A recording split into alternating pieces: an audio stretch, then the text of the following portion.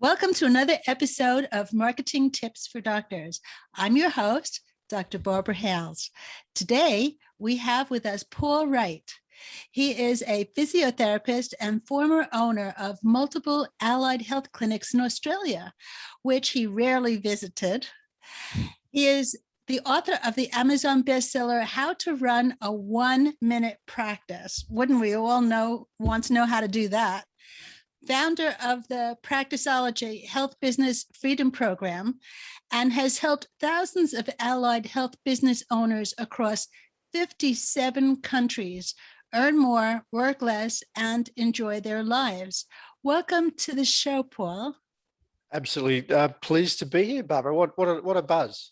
I've followed your work for a long time, so it's great to be part of your organisation. Thanks for having me.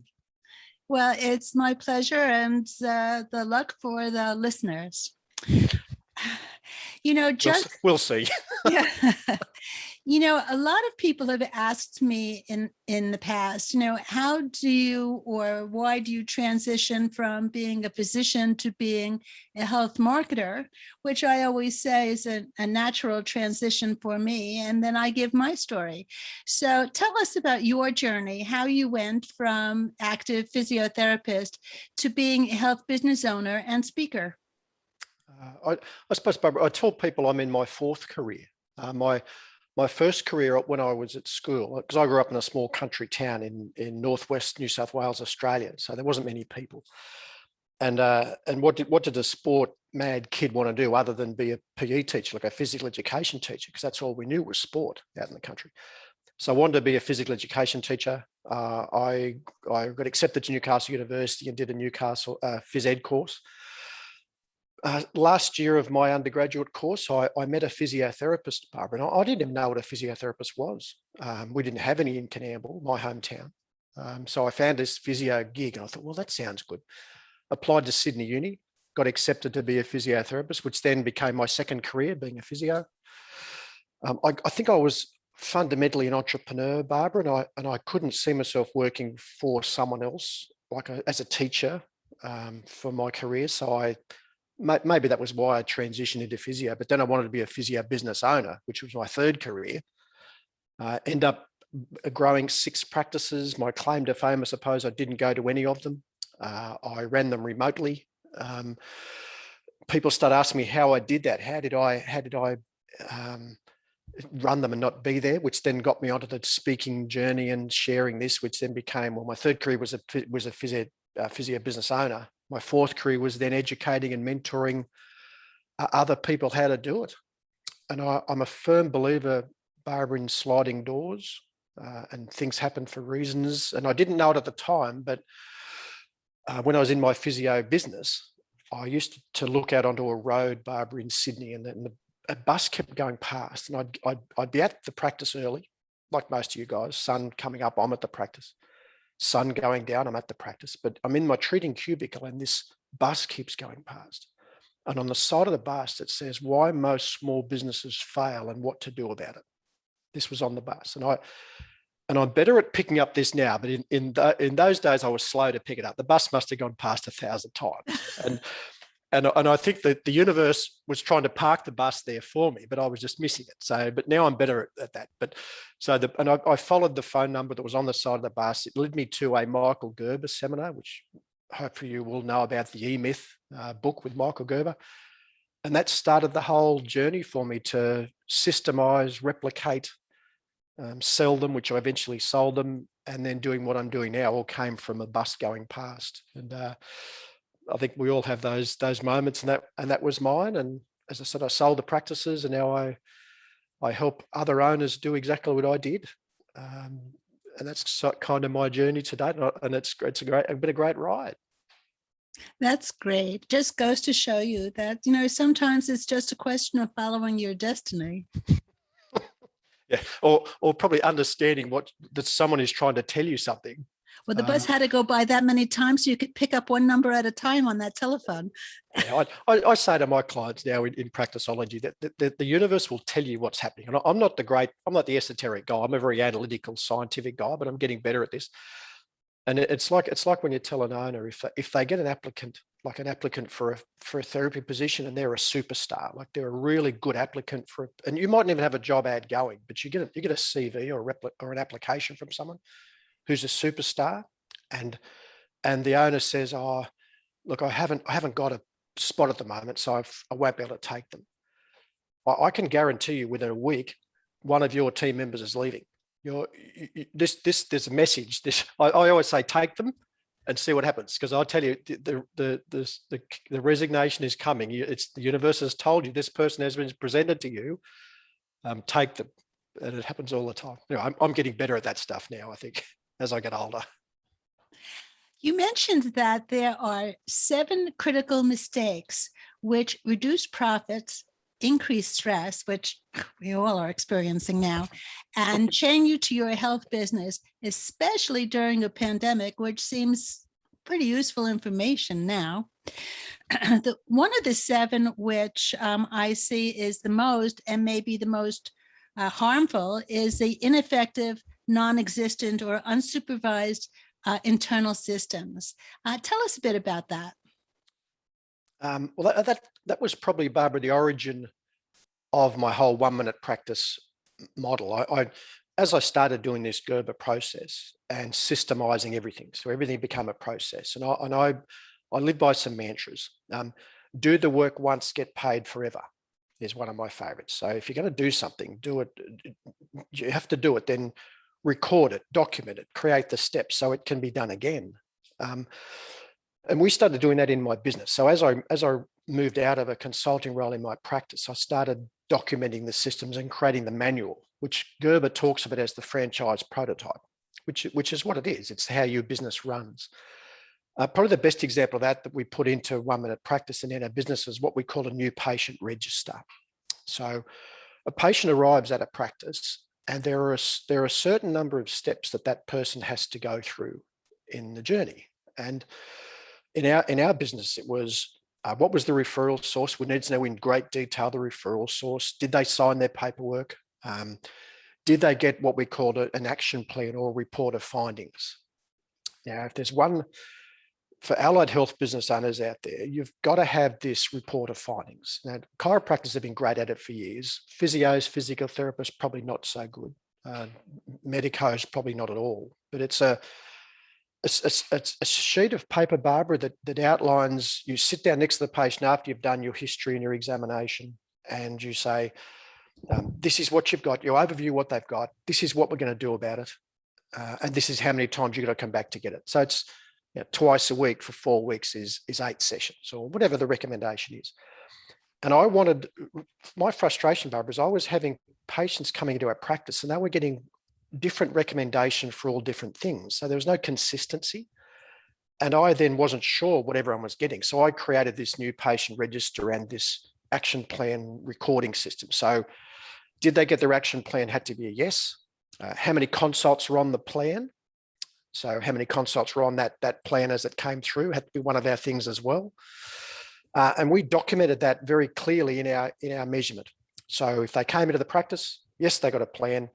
Twice a week for 4 weeks, then to come back, that's 8. And then the next column was how many consults did they book? Because you know the deal. They come into the practice, we recommend 8 sessions and they don't book any, or they book 1. Or the admin team says, we'll book them 1 by 1 when you come in next time.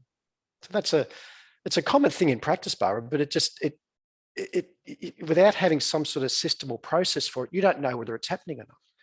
So that's our new patient register, an action plan. And if there's only one thing you did today from this presentation, create that 1-page document, your report of findings. It's what have they got? What are you going to do about it? How many times a week are they going to have to come back? And that's simply the most important training tool, Barbara, you can ever give in your practice. Your client gets it.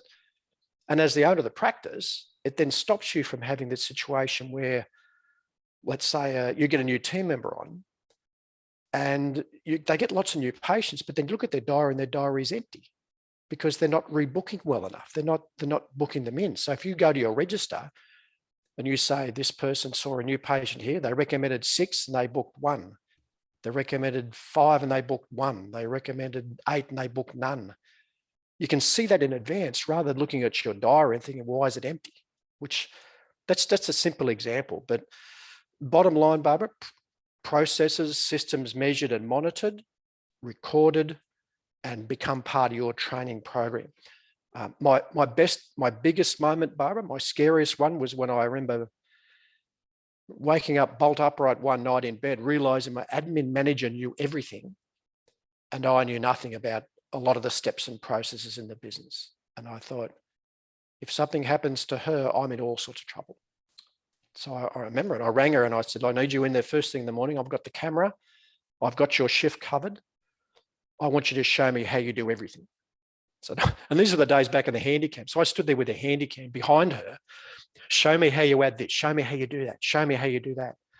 And I then had a document that I could use, or a video. If something happened to her, I had it in place.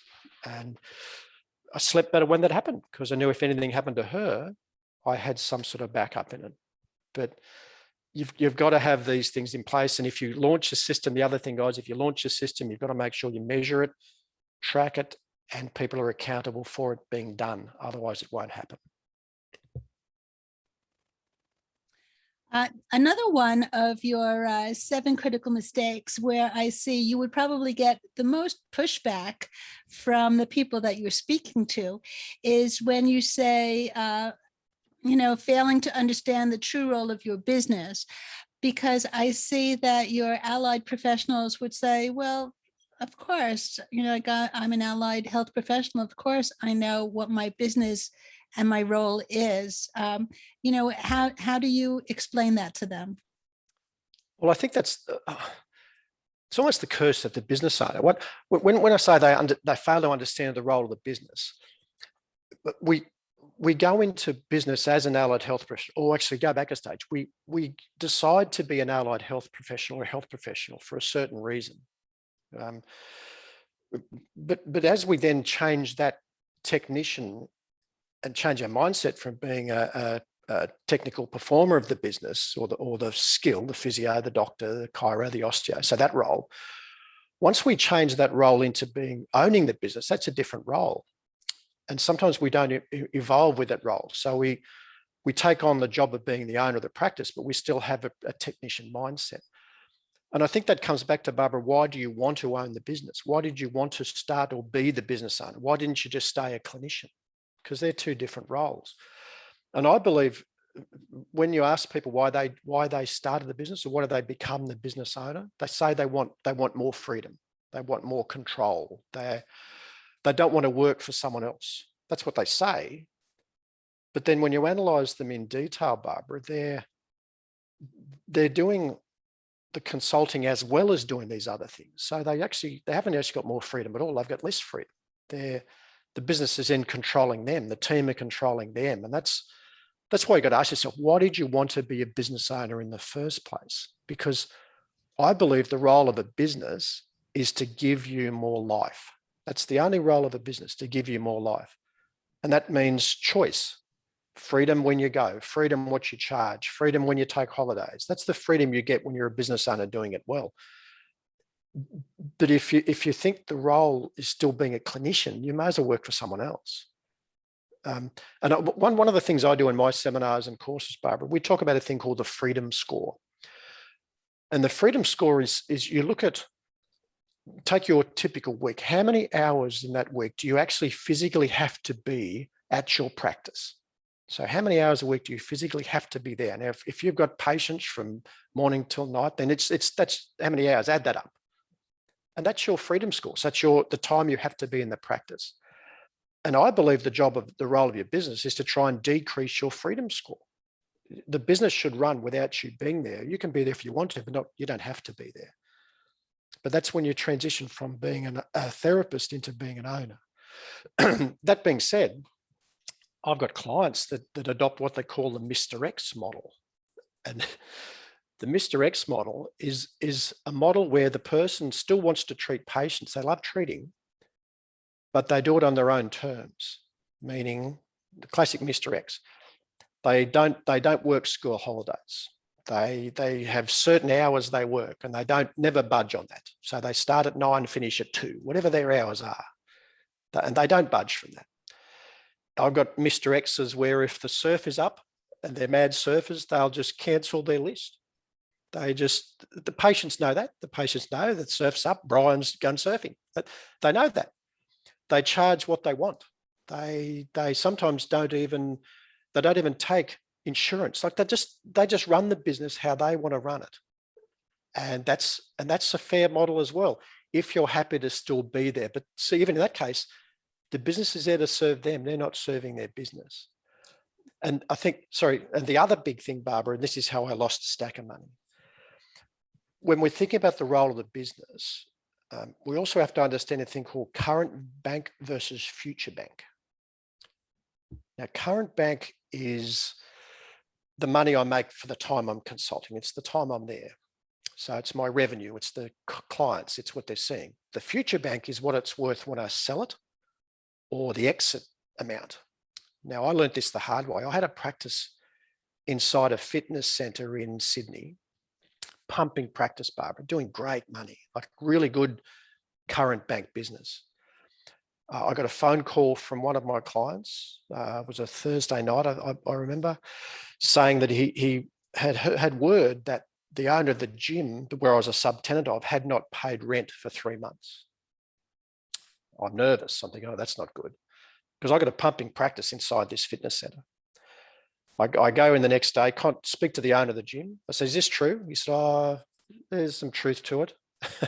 And I was about to give him my rent check for the month. And he said, just hold on to that, mate, because I knew him as a personal friend. Just hold on to that. I said, okay, that's bad.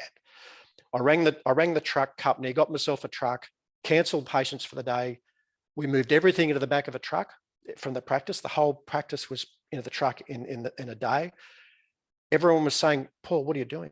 The gym will be open again Monday. Someone else is going to buy it. It's all in process. Your practice will be open on Monday. I said, when the practice opens Monday, I'll bring everything back. We drove off that Friday. Can I tell you, Barbara, we never once again set foot inside that practice, that gym. It was shut that moment. We lost a pumping business in less than 24 hours. What was the lesson? I was relying on someone else to pay their rent. I had a current bank business that didn't necessarily have any future bank because it was hard to sell a practice inside a gym. Didn't understand the concept of the business. And I think the other lesson I learned, the most dangerous number in business, Barbara, is number 1. Don't rely on one of anything. Don't rely on one location. Don't rely on one landlord. Don't rely on one referral source, one therapist, one senior admin person. Dangerous number, the number 1, Barbara, in business. Well, as I learned. There's a song that says 1 is the loneliest number. In business. And that was why when I woke up that night with my admin person, because she was the one person who knew everything. And if anything happened to her, I was gone. If you've got that person in your practice, the one person or the one thing, if you're relying on one of anything, dangerous. I had a client once, Barbie, you love this. He was a really good physio, and he got 95% of his work from one specific orthopedic surgeon. So there was one surgeon who sent him almost all of his work. And when he told me, I was traumatized. I said, well, my goodness. I said, I hope you're meeting this guy when he leaves his house in the morning and you get him across the street okay, and you're getting him into the office. I mean, I'd be looking after that guy because there's something you've got to watch out for. But that was dangerous gig. Well, so far, as a recap, 2 important lessons which we've just learned from you is that, first of all, it's important to have a work-life balance. And secondly, even before you ever open up your business, you should also be looking to see how you can monetize it for selling it at the end to make sure that it has worth. But you're speaking in the last point really transitions us well into falling victim to the perfectionist syndrome, because as you had mentioned that, it can't be just you in the business. It has to be the office itself.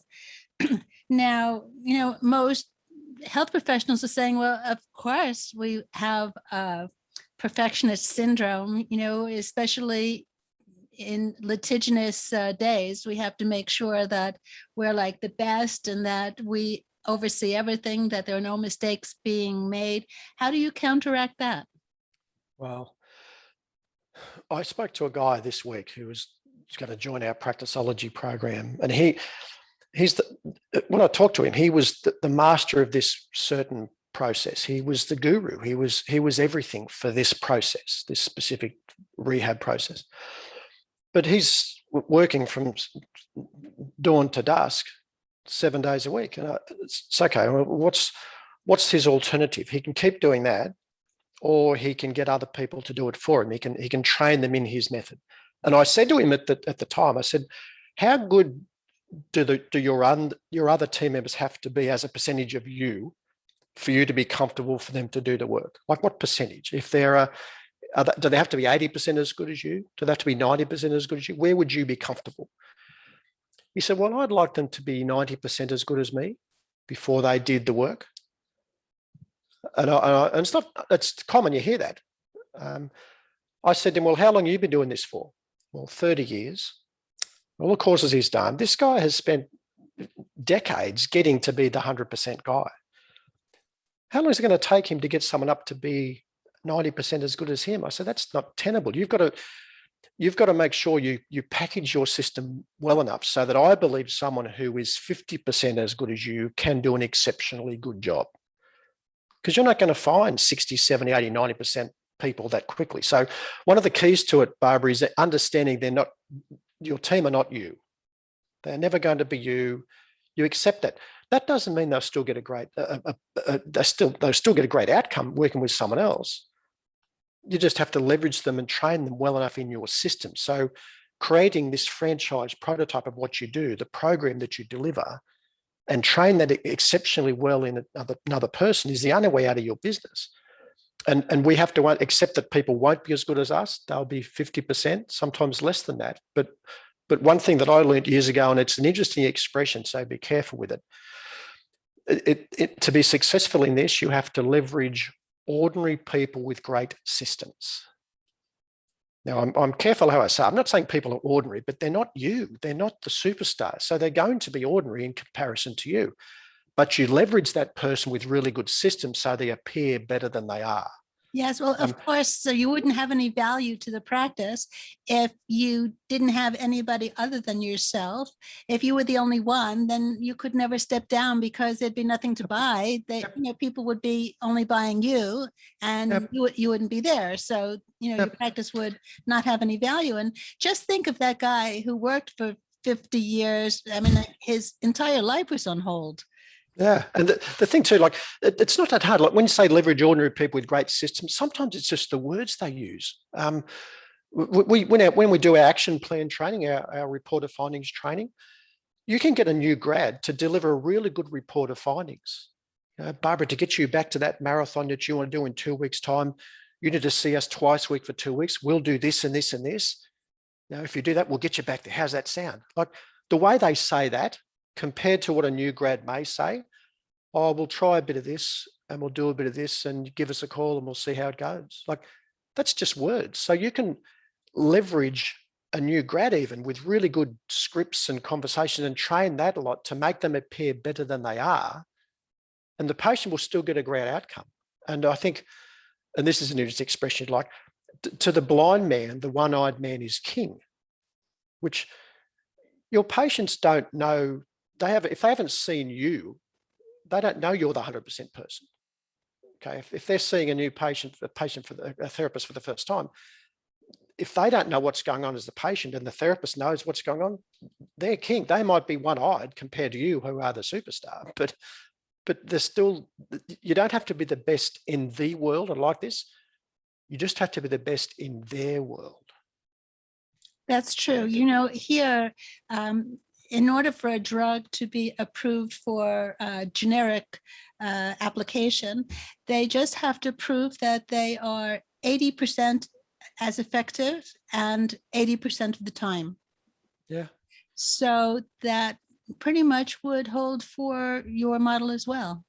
I think too, the other thing I think it was Reid Hoffman. The other thing that health professionals typically do, Barbara, they might have a great program or package that they're fine tuning, like they're working on a program, but they take so long to get it to market because they want it to be perfect. They want it to be just absolute everything. And sometimes as a result, it never gets to market, or it takes too long to get there. And I think one thing that I learned, and this, I think, was Reid Hoffman, the founder of LinkedIn, if you're not embarrassed by the first version of your product, you've launched too late. So what they're saying is, it doesn't have to be perfect to launch it. They talk about a minimal viable product, an MVP. Put something out there and see if it gets traction. If people like it, then make it better. But too many health professionals have spent years and years of their life creating a bee's knees program, only to find that the market doesn't really want it. Or by the time it gets out there, the market's moved on. Like, put something out there and see if it's got some legs, and then fine tune it. Doesn't have to be perfect the first time. It's too slow. The universe rewards action, and the universe rewards speed. Get it out there, see what happens. Yeah. So is that what you mean by falling in love with your product? Well, that's kind of another mistake. This is probably one of the prime ones we make, Barbara. The mistake is, we all did it. I'm not sure why we get into medicine, but if you think about your specific career, what led me to want to become a physio? That was the point. I wanted to be a physio. I liked anatomy, I liked physiology, I liked injury. So I wanted to be a physio. So I fell in love with the idea of being a physio. But at no time in any of that process did I think, is there a demand for physio? Is there a need for physio? Can I make a great living out? I didn't think any of that because I fell in love with my product. And we do that when we choose our career. But the same thing happens, Barbara, when let's say you have a specific product or program. Let's say it's a migraine program you've got. You fall in love with it. We fall in love with a product, but that's a mistake because the market might not want the product. So the example, I love Shark Tank. You guys have Shark Tank in the States. Where the people pitch their product and they pitch it to the sharks. Now they're going to invest in it. And you'll see a stack of people who fall in love with their product. My favorite one was the guy that turned up once with he had armpit pads that the guys put under their shirts to stop their shirts from getting sweaty. So like a pad under the arm. So that's his product. He comes up to the sharks and he pitches this product. It's an underarm thing you put under here and it stops your shirt getting sweaty. And the sharks wouldn't touch it. They said, and they asked him, how many have you sold so far? Well, I've been doing this about 10 years and I've sold about 1,000. And the moment they heard that, okay, there's no market in this. So the sharks wouldn't touch it. And they said no. So they interviewed this guy at the back and they said, what are you going to do now? So I'm going to stick with it. I believe in this. See, there's a classic example. He's fallen in love with his product. He fell in love with that, not really the idea of what the market wants. That what you have to do, Barbara, is fall in love with your market. Mm-hmm. Fall in love with what the market wants and then create the product that delivers the solution to the market, not the other way around. People say, a guy came to me to seminar once. Paul, I want to open 6 practices on the northern suburbs of Sydney, Australia. And the key words, I want. See, I want to. I said, is there a market for that? I think so. I'd assume so. Where are you going to find your staff? I'll just advertise. See, here's a guy who he wanted to do something, but he hadn't really done his research whether the market wanted it. He just wanted to do it. And so don't fall in love with your product, fall in love with your market. There's the big tip. I did it in my business. When I was running my practices, owners were asking me how I did it. How did I run them and not be there? So the market was coming to me saying, we want a solution for our problem. I didn't start doing this because I wanted to teach people about it. The market presented itself. So I ran a couple of seminars and big attendance. Like this is 12, 15 years ago. No one was doing this sort of stuff back then. Business education for health businesses. Filled the room with people. And hang on, there's something in this. The market wanted it.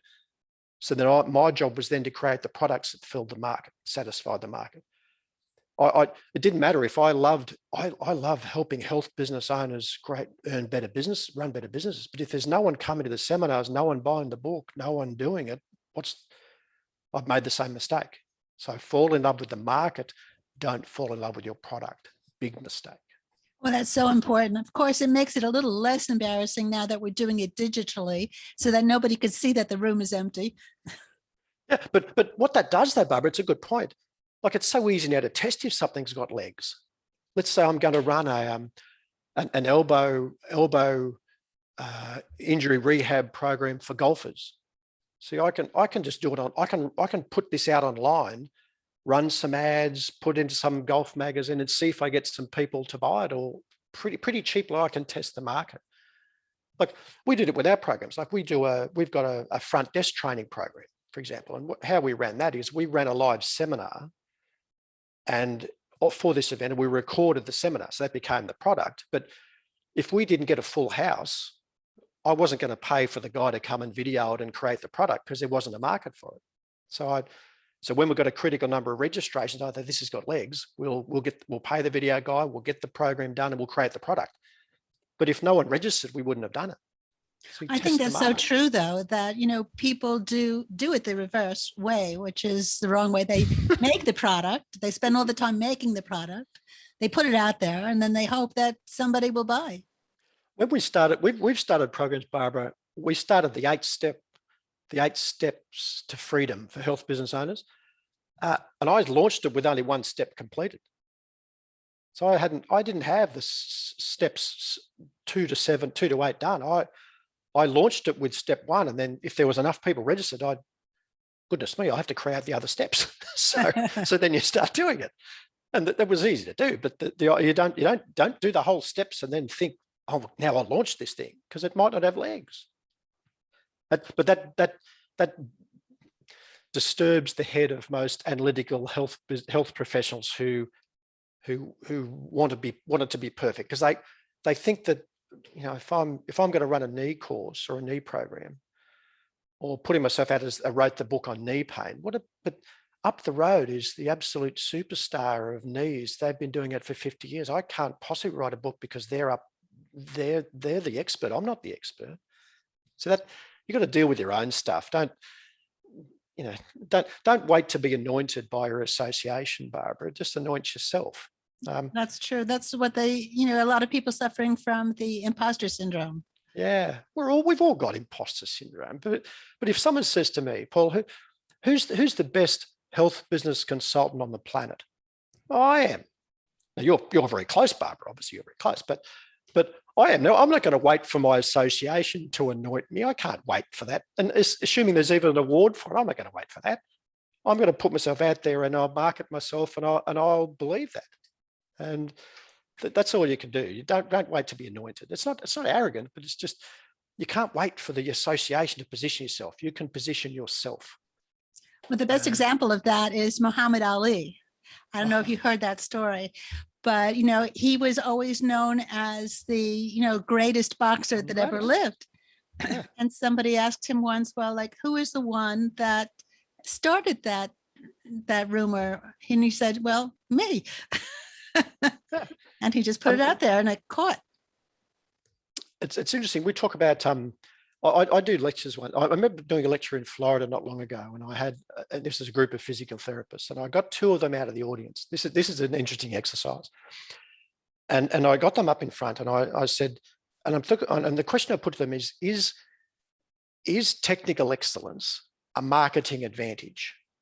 So is being brilliant as a technician in healthcare a marketing advantage? That was the question I put to the crowd. Now, we want to say yes. Like, we want to say, yeah, the better I am, the better I'll be able to market myself. We want to say that.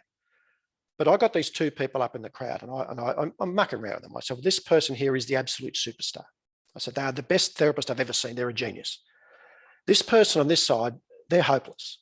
They're probably the worst therapist I've ever. We were laughing as we did it, so they took it tongue in cheek. This is the worst therapist in the world. They're hopeless. I said, I can tell you with 100% certainty, I can market the hopeless person equally effectively as I can the genius. Think about it. I can position this no-hoper. I can I can get a book ghost written for them. They might be a good speaker. I can get them to speak. They might be able to do a presentation. So we can position them to be the superstar, even though they are clinically hopeless. And we have trouble with that. But so technical excellence is not a marketing advantage. It's a retention advantage, because once I've seen the genius, I'll like the genius. And if compared to the no hope, or I won't go back. So it's a retention advantage. But as a marketing advantage, as a marketer, I can market both of them equally effectively. A little scary. You know, it's scary, but it's true. If you ask, I love Botched. You guys love Botched. The TV show Botched with those plastic surgeons. If you ask 90% of the American population who's the best plastic surgeon in LA, they'll say one of those two guys. Whatever I can't remember their names, but wherever they'll say they are. But we don't see their failures. We don't see. We just think because they've got visibility and presence that they're great. That's a classic example. They could be hopeless for all we know. That might have been the one case they did well that they videoed. I don't know. It challenges a bit when we think about it, and I think there's a lot in this. But technical excellence these days, guys, it's a prerequisite. You have to be technically excellent. So I don't think you don't have to be, but sometimes we get caught up, Barbara, doing 1,000 hours of technical ed to get better and better technically, when at some stage we need to turn it back to marketing, to recruitment training, things that make our business better, because it's a different skill set owning a business to being a therapist. Very different skill set. For sure. We don't do enough training in it. For sure. So what mistakes do people make as the COVID mistakes? COVID mistakes. Well, COVID gave us great opportunities, I believe. It gave us great opportunities to step up as a community leader. We found a lot of our clients were able to leverage COVID to modify their own personal rosters, because this is terrible. And I don't mean to be disrespectful to COVID, but we were able to blame COVID for pretty well everything. Fee increases, change of our owners' rosters, having to see other therapists if the other one wasn't available, things that were tough before, like things that were tough to get done before. But once we saw, because of COVID, we've had to change our roster. Because of COVID, we've had changed our prices. Brian, the owner, is no longer available because of COVID on Fridays. He's had to do other things. So there are opportunities, and patients became more compliant on the back of COVID. And also therapists, team members became more compliant. They were complying with our protocols and procedures better because of COVID. And we used it to the max. This is terrible, and we still are. We're still using COVID. Like if you've got patients who only see certain therapists and they won't swap, they just won't do it. So because of COVID, Mary, we might have to shuffle your appointments. So sometimes you'll have to see another therapist. That's just how it is.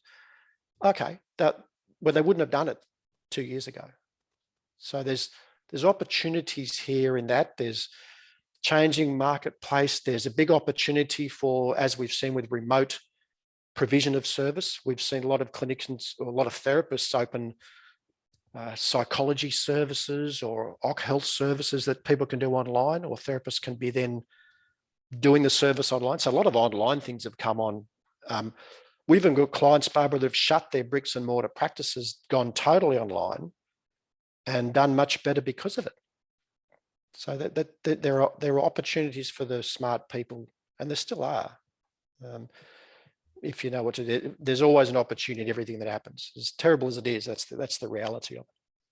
Well, Paul, now that our listeners have gotten a taster for you, the poor things, they may say, like, gee, I'd like to hear more about him. So, how can people reach you and get more of your resources?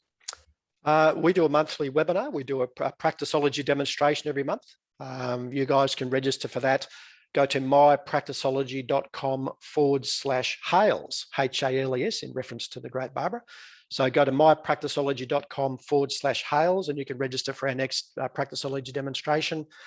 I've also got a pretty good gift. We have a Paul's Incredible Gift, where we'll get you $572 worth of resources posted out to you. I'll even post you a copy of the book, How to Run a 1-Minute Practice.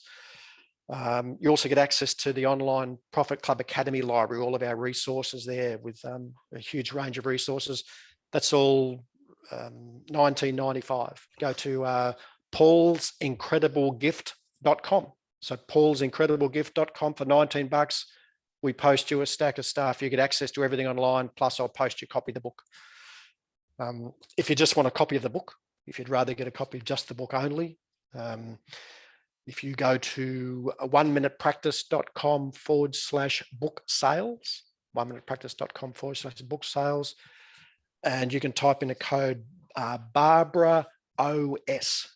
If you're not in Australia, Barbara OS is the code, and you can get that book for $5. So, or find me on LinkedIn. LinkedIn is my favorite platform. So paulsincrediblegift.com to get started on some more resources, 1minutepractice.com book sales, or as I said, register for that webinar, mypracticeology.com/Hales. And we'll see you on one of those programs. Well, I really enjoyed speaking with you today. This has been another episode of Marketing Tips for Doctors with your host, Dr. Barbara Hales. Till next time.